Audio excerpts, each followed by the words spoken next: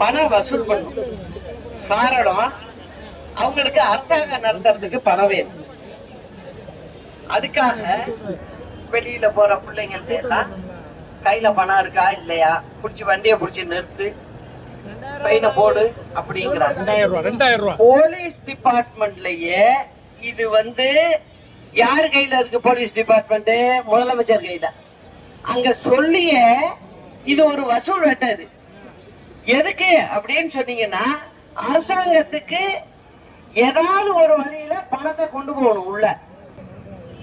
அதனாலதான் நான் சொல்றேன், இந்த அரசாங்கத்தை வீட்டுக்கு அனுப்பியே ஆகணும். எங்கெங்க நம்ம தமிழ்நாடு முழுவதும் நம்மளுடைய தென்னந்தோப்பு சின்னம் போட்டிருக்கோமோ அங்கெல்லாம் வெற்றி பெற வைக்க வேண்டியது மக்களோட கடமை.